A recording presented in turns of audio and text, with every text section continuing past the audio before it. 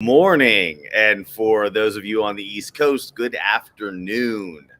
What we want to do is we want to continue our conversation on how our emotions play a pivotal role in our investments and whatever our investments in. And we want to talk about all the ways that your emotion can cloud your judgment, not just how your emotions are affected by others.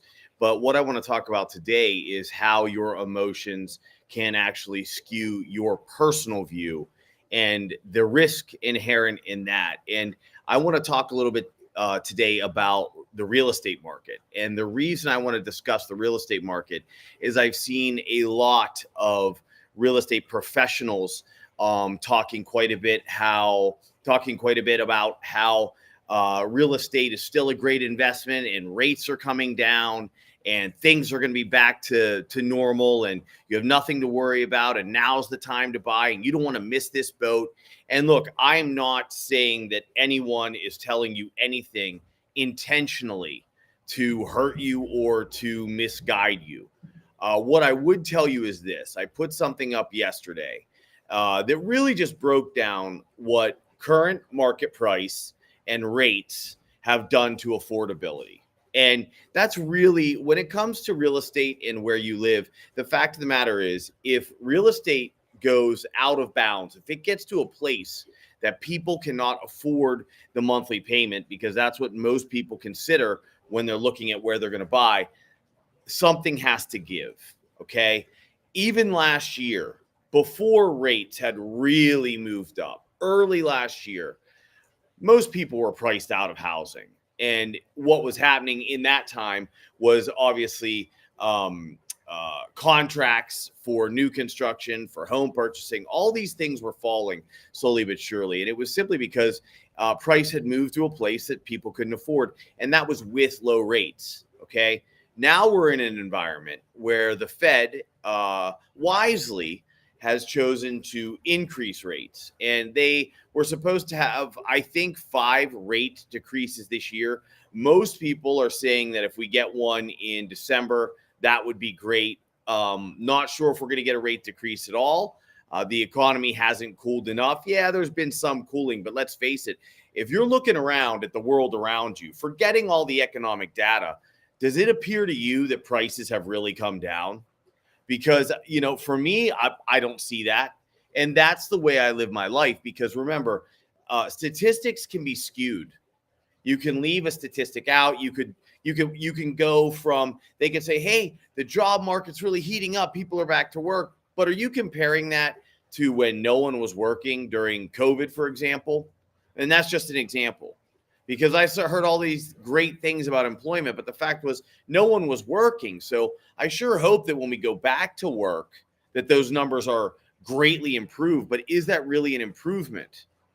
It's an improvement over what? And that's kind of how statistics get used in economic statistics. You have to be aware of what you're comparing it to, right? If you look at inflation data, CPI, it doesn't include energy or food.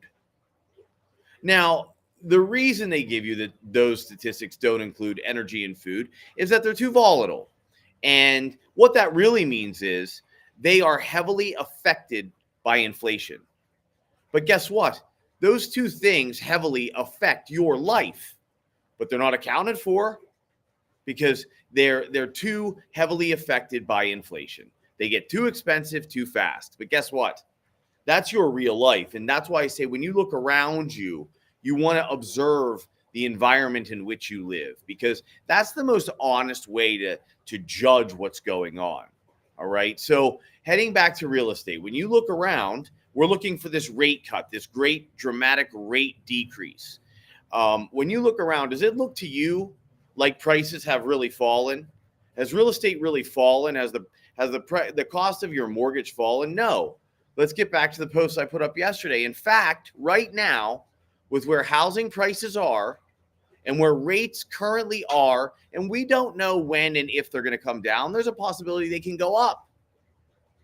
The monthly cost of home ownership is 35% more now than it was a year ago when it was already too expensive. Now, I'm not telling you to live your life in a vacuum and don't try to assume what may be coming. But if you're assuming that rate cuts are coming and coming at any speed whatsoever, you're making a very difficult assumption. Because right now, for housing, just to go back to where it was already too expensive, residential housing, commercial real estate's already being hit significantly. Residential housing has to come down 35%. Now you say to yourself, well, why hasn't it come down? If rates have gotten that high, where it's made it that much more unaffordable, why hasn't the residential real estate market come down more? Well, there could be several reasons for that. One, Airbnb created a lot of investors in real estate, and those investors have become landlords and short-term landlords, and they really just began feeling the squeeze of that short-term rental market demand decreasing last summer. So they haven't put a lot of houses on the market. A lot of them have moved into long-term rentals. But what that's done is that has kept a lot of houses off the market. But believe me, there are a lot of people out there that they require the income that comes with that short-term rental of Airbnb. Otherwise, they really can't afford the mortgage, and maybe they're holding out for now. There's a possibility. Another possibility is corporate America has been buying up residential real estate in very, very large numbers, far greater than any other time in history. And they have the balance, the balance sheet, the cash flow, the cash on hand to sit a lot longer than a person does. So while inflation has risen and continued to rise, and the real estate market has gotten more and more out of reach for the average home purchaser, two things have happened. One, corporations don't pay the same interest rate as you for real estate. They pay far, far less. They're probably still sitting down there at 1% or less right now to borrow money. So that's of great help to them. So really right now, they're paying less than you were paying a year ago to purchase the same real estate you're looking to purchase. So their costs are lower, therefore their risks are lower. That's one. And two, they look out a bit further than the average person can, right? They can look out 5 and 10 years and say, what's the profitability on these houses? What has happened historically? And that's what they look at. Now, there does come a point at which that won't be sustainable, okay?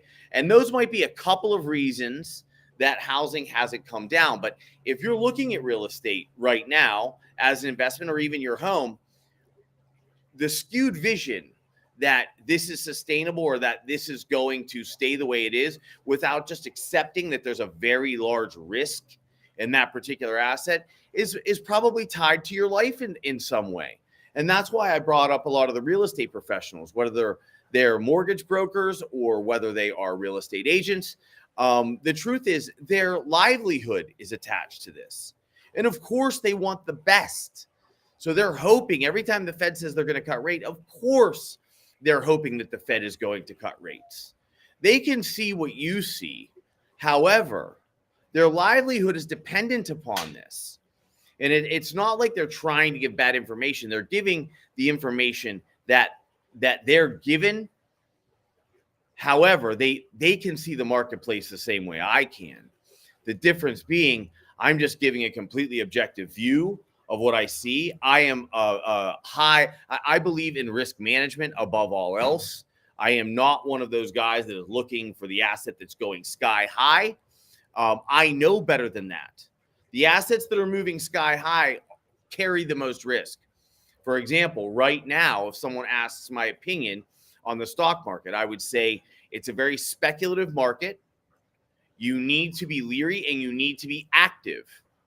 If you're someone that's in there and you're looking for the buy and hold situation, this is probably not a situation that you want to be purchasing in.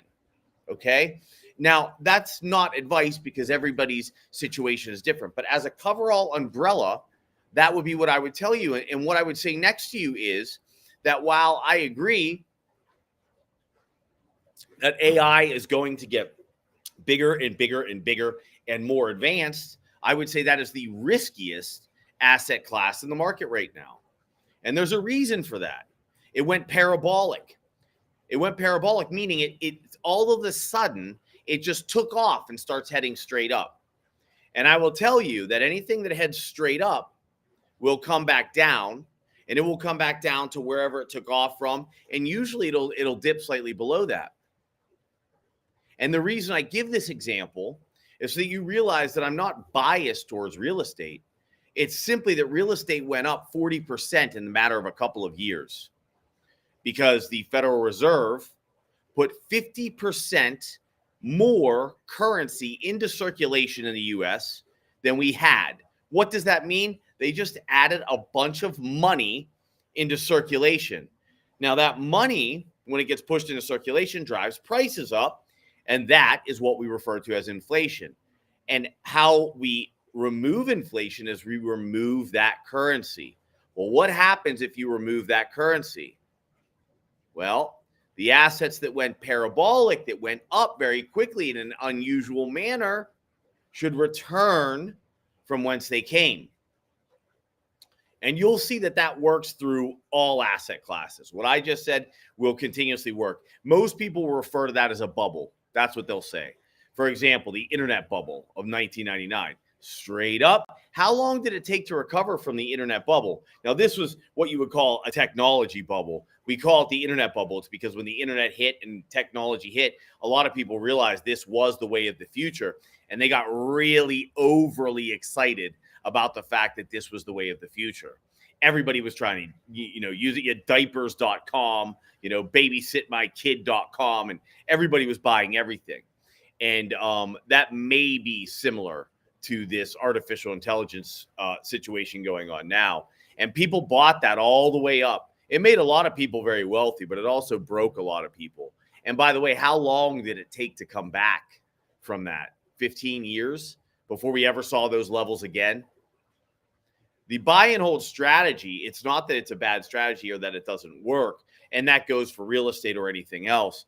But you do need to be aware of the potential risk. And when me, as someone that is always talking about investments or assets or whatever it is, I always look for risk, because controlling risk in your life, controlling especially areas of high risk, is the goal, or should be the goal, for anyone that is investing their money, purchasing an asset, building a business, what have you, because those things are all affected by one another. So is real estate going to affect the stock market? Of course. Is AI going to affect? It's a sector, right? AI is its own little sector in the stock market, but will affect the rest of it? Of course. Could it affect real estate? Sure. How? Well, if you have, for example, Silicon Valley, when the tech bubble happened, what happened, and actually for the next 20 years, what happened was it took Silicon Valley, the San Francisco, the Bay Area, and it pushed housing prices through the roof. Why? Because most of those people were involved in that industry. And as that industry took off, they were able to push prices higher because they were so profitable.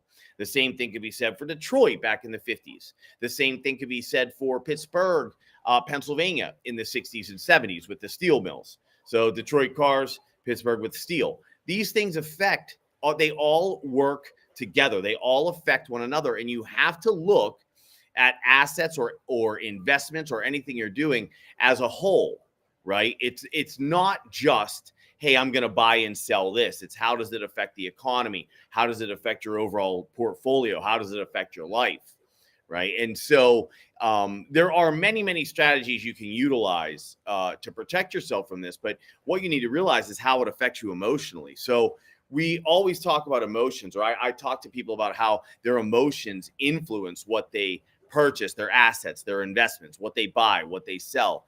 And what you have to always be cognitive of is how your emotions about a particular investment or asset might be affecting you.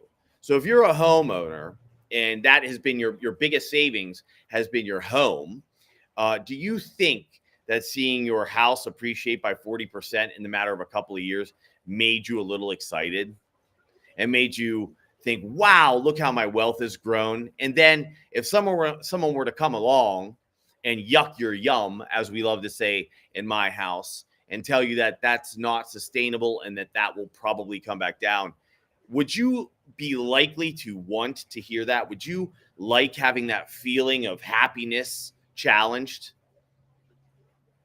I mean, most likely you would not. And neither would I. Neither would I. The only difference would be that when I look at anything, when I'm looking at any investment, when I'm looking at any asset, anything I'm looking at, I am always looking to challenge myself. I want to prove my opinion wrong. That's the lens I look through. I look through the lens of I'm wrong. Let's prove me wrong. Let's hear what this person has to say, and let's prove me wrong with information. And so if somebody came to me and I had an affinity for real estate and they said to me, Derek, housing is 35% more expensive than it was in early 2023. And in early 2023, it was already unaffordable. That right there for me, because of the lens I'm looking through, which is let's prove me wrong. I want you to prove me wrong. I will automatically throw up the biggest red flag.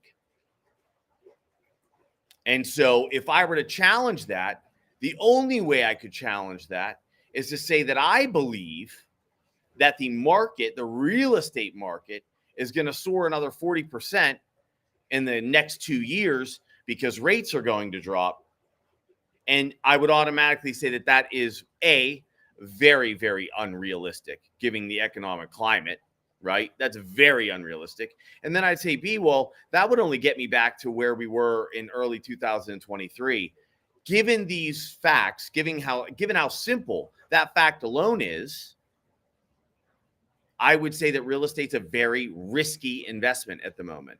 Are these things impossible that I just laid out? Could those things happen? There's a probability for anything. Nothing's impossible. But what I have already proven to myself is that there is a very, very large chance that I'm wrong and that real estate has to come down significantly. Even if rates get pulled back to where they were a year and a half ago, which is highly, highly unlikely, real estate has to fall 15, 20% just to become affordable. Now, if rates stay where they are, I could potentially be looking at a 50% plus drop in real estate. Objectively. So what I'm saying to you is just that simple fact alone, which everyone is able to realize or everyone's able to look up. This isn't complicated stuff. With that fact alone, knowing that real estate is a risk asset, I automatically turn that on in my mind and I say, okay, so you probably want to evaluate whether or not you should own any of that or not. Now, if you own your home, obviously you own your home, right? You keep paying for it. But I think from an objective point of view, you can see how emotions in that particular market, it sort of creates a trickle down effect. Okay. It starts with the people that work and pay their bills in real estate as a profession. Right. And you have to look at where that advice is coming from. And is it a little skewed? Because we all want to protect our families. We all want to protect our lives. And if something seems scary, we don't want to admit it. And you also have to say, okay, from the public's point of view, how could they possibly have an emotion towards this? And you say, well, you know, if I had a 40% run up in my largest asset, I'd be pretty darn excited too. And I wouldn't want to challenge that. And this will help you learn to paint a clearer picture across all assets when you're looking to invest or purchase or own or start a business. And the way you can do that, there's several ways. We just talked about the fundamental picture right now. And I look through that lens always as well. I am not just a chartist. I say that because the word art is in the middle of chart. And I like that because it is an art. It is reading a language that very few understand. And so if I go in and I start looking at real estate and I start looking at markets within real estate in the book of investments, right, which is the stock market, which is where institutional money is putting their money or taking money from, I can go in and I can verify my thoughts.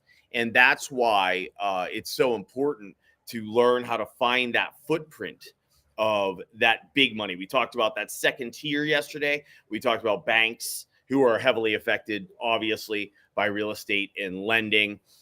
We talked about hedge funds. We talked about CTAs. We talked about financial advisors. That's kind of that second block. And that's what people will refer to as big money or smart hands or strong hands. Apologies. Strong hands in the market. There's another layer down there, which is market makers. And in this particular instance, they don't have much bearing. But that second tier, those are the people giving the advice to the retail investors, which is the third tier of any market, the consumer, effectively, the buyer and seller of those assets and investments. So you just have to be aware of these facts. And I think this really brought home how emotions could affect what you're doing, because if you're an owner of real estate, of course you want to protect the idea that your wealth has really took a rocket ship up 40% in the last 2 years. If you work within real estate, you want to protect your income, your family, and your livelihood. And on the other hand, the opposing side that may actually try to attack that is someone who's looking to take real estate investors and turn them into another sort of investor. Now, they are going to be talking about all the things I told you about and then some, because their goal, obviously, is to have you put your money elsewhere. Now, for me, I never look at it in those terms. I look at every asset as an individual, and I give my best assessment of that asset, because I have no vested interest in whether or not someone invests in real estate, invests in stocks, invests in crypto, invests in bonds. It makes no difference to me. I simply offer my opinion on what I see in the world, which does give me a bit of an edge. And doing this for 25 years, I know how to challenge myself the right ways and really challenge my opinions. And that's what enables me to keep emotion out of that equation. And I can just look at it for what it is. In any case, I hope everyone enjoyed this live. It'll be posted, I believe, on all the channels. I hope you learned something. If you have questions, please leave comments. If you have any concerns or anything, please reach out to me. I'm happy to help. And I want to talk about one other thing, which is, financial plans and how they can help you to avoid these scenarios. Because we talked yesterday about having a financial plan. I always talk about that really as the foundation for anything that you're doing. And the reason is this: if you have your home in your plan, in your financial planning, you have your investments, and then maybe you own some other things. You own some crypto in there, you own some gold in there. What you'll see in that financial plan is, if it goes askew, meaning all of a sudden it looks like the most amazing plan in the world, and you can look at one asset in there and you can say, that is the asset that made this all possible. Look how it's moved.